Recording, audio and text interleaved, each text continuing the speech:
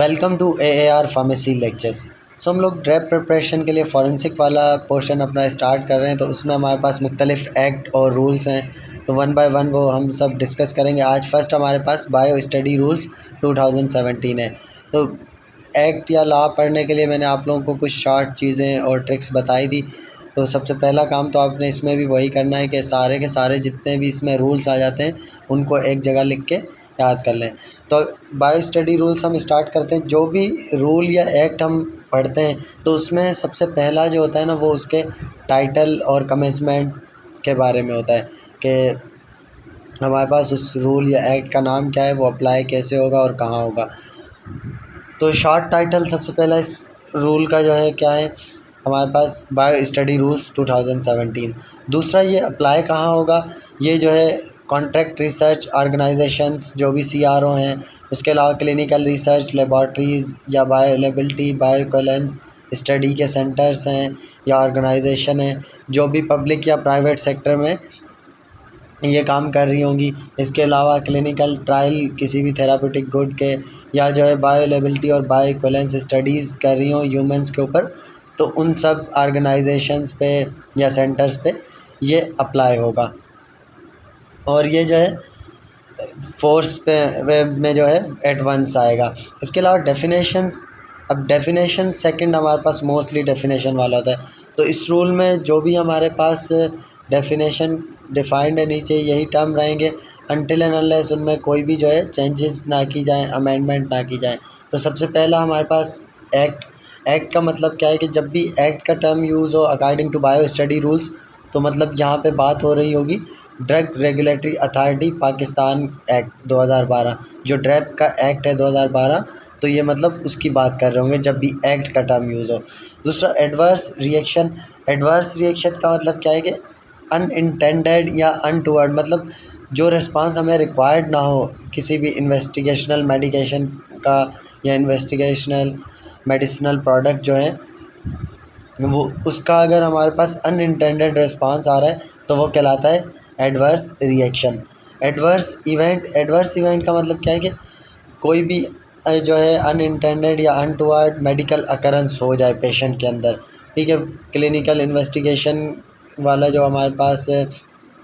Patient है या subject है जिस पे हम क्लिनिकल ट्रायल्स कर रहे हैं, जब भी उसे इन्वेस्टिगेशनल प्रोडक्ट दी गई तो उस ट्रीटमेंट से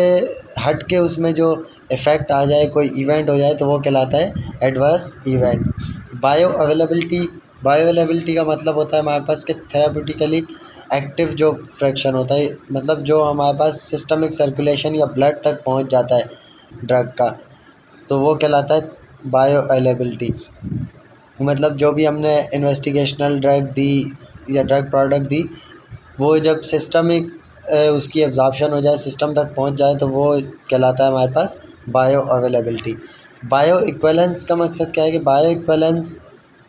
हमारे पास ऐसा फिनोमेना है जिसमें दो मेडिसिनल प्रोडक्ट का कंपैरिजन हो रहा होगा, ठीक है। इक्विवेलेंस की जब भी बात आ जाए तो मतलब अब हम दो में कंपैरिजन कर रहे हैं, दो मेडिसिनल प्रोडक्ट जिनका जो है फार्मास्यूटिकल फार्मूलेशन सेम होगी। मतलब अगर हमारे पास एक पैरास्टामोल है तो दूसरी भी जो है पैरास्टामोल होगी और उनकी क्वांटिटी भी सेम होगी एक्टिव इंग्रेडिएंट की। अगर एक 500 mg पैरास्टामोल है तो दूसरी भी 500 mg होगी,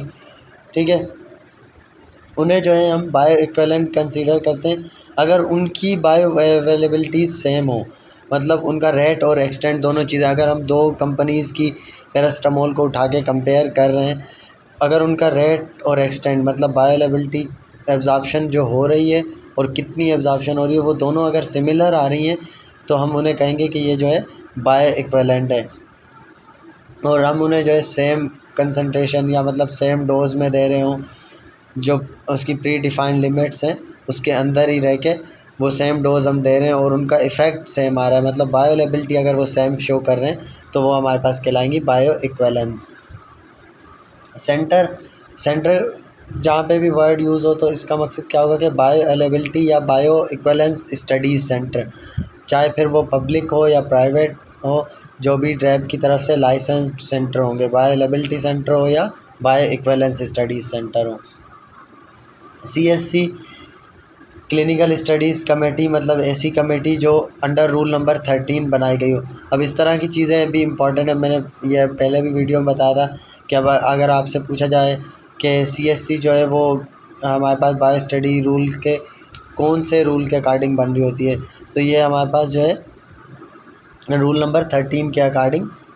क्लिनिकल स्टडीज़ कमेटी बनती है। इसके अलावा क्लिनिकल ट्रायल या क्लिनिकल स्टडी का मकसद क्या है कि जब भी हम कोई इन्वेस्टिगेशन करें ह्यूमन सब्जेक्ट्स पे, ठीक है, वो किस लिए की जाए कि कोई भी हमने डिस्कवर करना है या वेरीफाई करना है क्लिनिकल फार्माकोलॉजिकल या फार्माकोडायनामिक इफ़ेक्ट, कोई भी ड्रग का क्लिनिकल हमारे पास जो है इफ़ेक्ट है या उसका फार्माकोलॉजिकल इफ़ेक्ट है या फार्माकोडायनामिक इफ़ेक्ट है किसी भी इन्वेस्टिगेशनल प्रोडक्ट का, या तो उसको डिस्कवर करना है या वेरीफाई करना है। ऑलरेडी हमें डिस्कवर हुआ हुआ है उसको वेरीफाई करना है, तो उसे हम कहते हैं क्लिनिकल ट्रायल या क्लिनिकल स्टडी। या जो है कोई भी एडवर्स रिएक्शन किसी इन्वेस्टिगेशनल प्रोडक्ट के देखने हो हमें, या उसकी जो हमारे पास फार्माकोकाइनेटिक पैरामीटर्स आ जाते हैं, एब्जॉर्प्शन, डिस्ट्रीब्यूशन, मेटाबॉलिज्म, एक्सक्रीशन देखनी हो किसी भी इन्वेस्टिगेशनल प्रोडक्ट की, ताकि उसकी जो है सेफ्टी और एफिकेसी को यकीनी बनाया जा सके, तो उसे हम कहते हैं क्लिनिकल ट्रायल या clinical study. Contract research organisation CRO का मकसद क्या है कि कोई भी ऑर्गेनाइजेशन या पर्सन जो कॉन्ट्रैक्ट के तौर पे रखा जाए किसी भी जो है स्पॉन्सर के थ्रू। और किस लिए बनाई जाती है CRO, ताकि जो है ना कोई भी एक ट्रायल या एक से ज़्यादा ट्रायल या एक्टिविटीज़ की जा सके जो भी क्लिनिकल ट्रायल से रिलेटेड है, तो उसके लिए हमारे पास जो कॉन्ट्रैक्ट बेसिस पे मतलब बनाई जाए। अब कॉन्ट्रैक्ट हो सकता है कि एक ही क्लिनिकल ट्रायल के लिए हो, या हो सकता है एक से ज़्यादा क्लिनिकल ट्रायल की स्टडीज़ के लिए किसी भी ऑर्गेनाइजेशन या पर्सन के साथ कॉन्ट्रैक्ट किया जाए, और वो ऑर्गेनाइजेशन कहलाएगी हमारे पास contract research organisation. Good clinical practices या जो है GCP गाइडलाइंस का मकसद क्या है कि क्लिनिकल प्रैक्टिस की जो हमारे पास गाइडलाइंस है जो अंडर रूल नंबर 15 इशू की गई हैं, ठीक है। अब यहाँ पे भी एक MCQs बन सकता है कि हमारे पास जो है गुड क्लिनिकल प्रैक्टिस गाइडलाइंस जो है वो बायो स्टडी रूल्स के अकॉर्डिंग रूल नंबर 15 के अकॉर्डिंग बताई गई हैं, ठीक है। अब ये क्यों बनाई जाती हैं गुड क्लिनिकल प्रैक्टिसेस, ताकि जो है ना एक स्टैंडर्ड सेट किए जा सकें। कोई भी क्लिनिकल ट्रायल्स जब हम करने जा रहे हैं तो उसकी डिज़ाइनिंग वो किस तरह से कंडक्ट करना है, कैसे परफॉर्म करेंगे, उसकी मॉनिटरिंग, ऑडिटिंग, रिकॉर्ड या जो भी उसकी रिपोर्टिंग वगैरह है, सब चीज़ों को स्टैंडर्डाइज़ किया जा सके। तो उस स्टैंडर्ड्स को सेट करने के लिए जो है गुड क्लिनिकल प्रैक्टिसेस गाइडलाइन बताई गई हैं। इंडिपेंडेंट एथिक्स कमेटी IEC का मकसद क्या है कि ऐसी इंडिपेंडेंट बॉडी जो मेडिकल प्रोफेशनल और नॉन मेडिकल मेंबर्स सब उसमें जो है मौजूद हो, मतलब एक ऐसी जो है इंडिपेंडेंट कमेटी बनाई जाए जिसमें हमारे पास मेडिकल प्रोफेशनल्स भी हों, नॉन मेडिकल मेंबर्स भी हों। और उनकी मेन रिस्पॉन्सिबिलिटी क्या है कि उन्होंने जो है ना राइट जितने भी मतलब जो ह्यूमन स्टडी की जा रही है जिन पे या जो सब्जेक्ट्स हैं हमारे पास,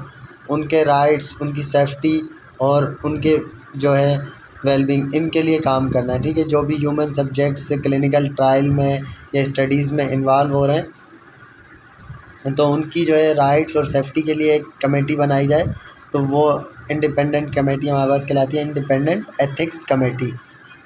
ठीक है। या इसके अलावा जो है ये क्या करेंगे, रिव्यू करेंगे और अप्रूव करेंगे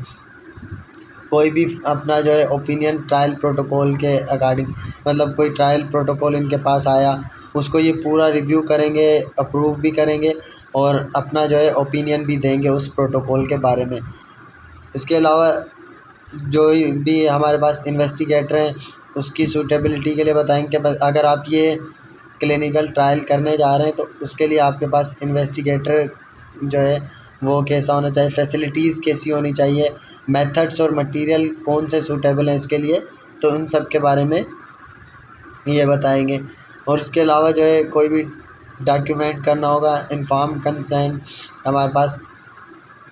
जो ट्रायल सब्जेक्ट है उसके लिए जो भी कंसेंट फॉर्म है उसकी डॉक्यूमेंटेशन है, पूरा प्रोसेस उसके बारे में भी ये लोग जो है बताएंगे। ICH का मतलब क्या है कि international council for harmonisation. Informed consent का मकसद क्या होता है कि हमारे पास एक ऐसा फॉर्म जिसमें सब्जेक्ट्स या जो भी पर्सन क्लिनिकल ट्रायल में इन्वॉल्व हो रहे हैं तो वो अपनी विलिंगनेस शो करें, कंफर्म करें कि भाई वो इस ट्रायल में जो है अपनी मर्ज़ी से पार्टिसिपेट करना चाह रहे हैं। जब भी उन्हें सब चीज़ों के बारे में बता दिया जाएगा ट्रायल की कि इसकी ये चीज़ें हैं, इस तरह से हम ट्रायल करेंगे,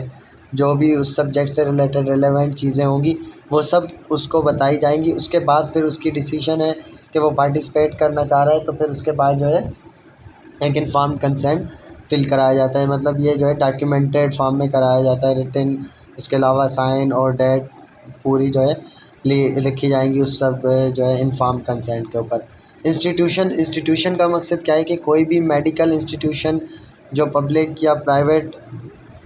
इंस्टीट्यूट हो या कोई भी एजेंसी या ऐसी मेडिकल या डेंटल फैसिलिटी जो मेडिकल और डेंटल काउंसिल में की तरफ से रजिस्टर हो, जहाँ पे क्लिनिकल ट्रायल्स जो है वो बनाएं और कंडक्ट किए जा सकें। ठीक है, मतलब वहाँ पे इजीली वो जो है कंडक्ट किए जा सके क्लिनिकल ट्रायल्स, तो उसको हम कहेंगे इंस्टीट्यूशन। IRB का मकसद क्या है कि इंस्टीट्यूशनल रिव्यू बोर्ड, जो हमारे पास आता है अंडर रूल नंबर 9। अब ये भी हाईलाइट कर लें तो ईज़ी है, इस डॉक्यूमेंट्स को आप जो है ना ईज़िली PDF को हाईलाइट कर सकते हैं। इनमें हाईलाइटर का ऑप्शन आता है। जो भी आपको इस तरह की इम्पॉर्टेंट चीज़ें लगती हैं कि ये बोर्ड या ये हमारे पास जो है इस रूल के अंडर आ रहा है ये चीज़ें, तो इस तरह की चीज़ों को हाईलाइट कर लें। इसके अलावा इन्वेस्टिगेशनल प्रोडक्ट का मकसद क्या है कि कोई भी हमारे पास इन्वेस्टिगेशनल थेराप्यूटिक गुड या फार्मास्यूटिकल जो भी एक्टिव इंग्रेडिएंट है या कोई प्लेसबो है जिस पे हम टेस्ट परफॉर्म करने जा रहे हैं, या कोई रेफरेंस ड्रग है एज अ रेफरेंस यूज़ किया जा रहा हो क्लिनिकल ट्रायल के अंदर। ठीक है, इसके अलावा कोई ऐसी प्रोडक्ट जो मार्केट में ऑलरेडी ऑथराइज्ड हो मगर उनका जो है यूज़ नए तरीके से किया जा रहा हो या उनको नए तरीके से फार्मूलेट किया गया हो या पैकेजिंग उनकी कोई चेंज की गई हो, जो ऑलरेडी मार्केटेड अप्रूव है उसमें थोड़ी चेंजेस लाई गई हो, तो अप्रूव्ड वे से अब चेंज लाई गई, तो ये भी हमारे पास इन्वेस्टिगेशनल प्रोडक्ट कहलाएगा। या कोई भी अनअप्रूव्ड इंडिकेशन के लिए ड्रग को यूज़ किया जा रहा है, अब उसकी जो है वो इंडिकेशन ही नहीं है, उसके लिए उसे चेक किया जा रहा है, तो ये भी इन्वेस्टिगेशनल प्रोडक्ट कहलाएगा। या जो है कोई भी अप्रूव्ड यूज़ है उसकी फ़र्दर हमें जो है इंफॉर्मेशन कलेक्ट करनी है कि हमें पता चला है कि ये ड्रग जो है इसलिए यूज़ हो रही है, अब उसकी फ़र्दर इन्वेस्टिगेशन करनी है, फ़र्दर इंफॉर्मेशन चाहिए, तो वो कहलाएगी इन्वेस्टिगेशनल प्रोडक्ट। लेबॉर्ट्री का मतलब क्या है कि बायो एनालिटिकल लेबॉर्ट्री, जहाँ पे जो है एक्टिविटीज़ और हमारे पास सर्विसेज प्रोवाइड की जाएँ बायो अवेलेबिलिटी और बायो इक्विवेलेंस स्टडीज़ के लिए, जो भी हम क्लिनिकल ट्रायल से रिलेटेड हैं वो सब की सब जो है फैसिलिटीज़ या एक्टिविटीज़ वहाँ प्रोवाइड की जाएँ, तो वो कहलाएगी लेबॉर्ट्री। ट्रायल सब्जेक्ट का मकसद क्या है कि कोई भी इंडिविजुअल जो क्लिनिकल ट्रायल में पार्टिसिपेट कर रहा है तो उसे हम कहते हैं सब्जेक्ट। बायो अवेलेबिलिटी स्टडीज़ हैं या बायो इक्विवेलेंट स्टडीज़ हैं, अब उसमें जो पार्टिसिपेट कर रहे हैं या एज अ रेसिपेंट मतलब इन्वेस्टिगेशनल प्रोडक्ट को जो है वो लगवा रहे हैं या फिर जो है एज अ कंट्रोल वो पार्टिसिपेट कर रहे हैं, मतलब उन पे प्लेसबो या दूसरी जो है हमारे पास रेफरेंस हम यूज़ कर रहे हैं, तो वो कहलाएंगे हमारे पास ट्रायल सब्जेक्ट। अब इसमें हमारे पास सब रूल 2 आ जाता है कि जो भी टर्म हमारे पास इसमें डिफ़ाइन नहीं किए गए, जो भी ऐसा टर्म हो या डेफिनेशन हो जो इस डेफिनेशंस के अंदर नहीं डिफ़ाइन की गई और वो इस जो है रूल के अंदर यूज़ की गई हैं, तो उनकी जो है मीनिंग सेम होगी। जैसे